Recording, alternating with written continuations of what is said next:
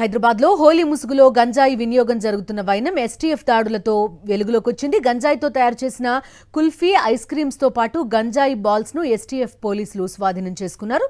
ధూల్పేట్లోని మల్చీపురాలో కుల్ఫీ విక్రయించే సత్యనారాయణ సింగ్ అనే వ్యక్తి గంజాయి కలిపిన కుల్ఫీ ఐస్ క్రీమ్ అమ్ముతున్నట్టు excise enforcement team leader Anjireddy తెలిపారు.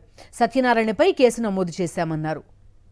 పూర్తి డీటెయిల్స్ అందిస్తారు మా కరెస్పాండెంట్ సాయి కిరణ్. చెప్పండి, చూస్తున్నాం గంజాయితో చేసిన చాక్లెట్లు ఇలాంటివన్నీ మార్కెట్లో ఉన్నట్టుగా చెప్పారు. ఇప్పుడు ఏకంగా కుల్ఫీలు, ఐస్ క్రీమ్లు కూడా తయారు చేస్తున్నారు. హోలీ పండుగ చాటున గంజాయి అమ్మకాల దందా పెరిగిందని చెప్పొచ్చు. ముఖ్యంగా ఇటు ధూల్పేటలో ఈ గంజాయిని ఎక్కువగా అమ్మకాలు జరిపారు. ఈరోజు హోలీ పండుగలో ఈ కుల్ఫీ, బర్ఫీ, అలాగే ఐస్ క్రీమ్స్, కొన్ని చాక్లెట్ బాల్స్ ఇవన్నిటిని మాటన అందులో గంజాయిని కూడా కలిపి వాటిని విక్రయించారు.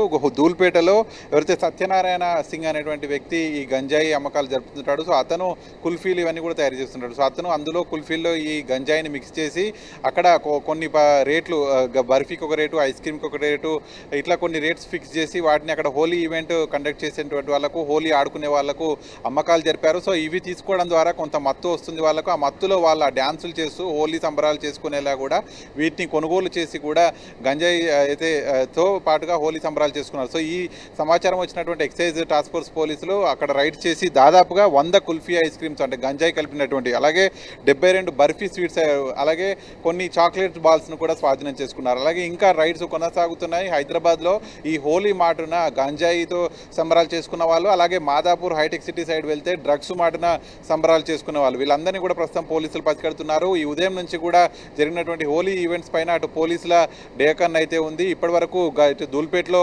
లభించినటువంటి గంజాయి చాక్లెట్స్, డ్రగ్స్, బర్ఫీస్ను వీటన్నిటి కూడా స్వాధీనం చేసుకున్నారు. సో వీటిపైన ఇంకా మరింత విచారణ కూడా చేస్తున్నారు. వీళ్ళు నగరంలో ఎక్కడెక్కడ కూడా అమ్మారు, ఇవన్నీ కూడా ప్రస్తుతం విచారణ జరుగుతుంది. Okay Sai Kiran, thank you.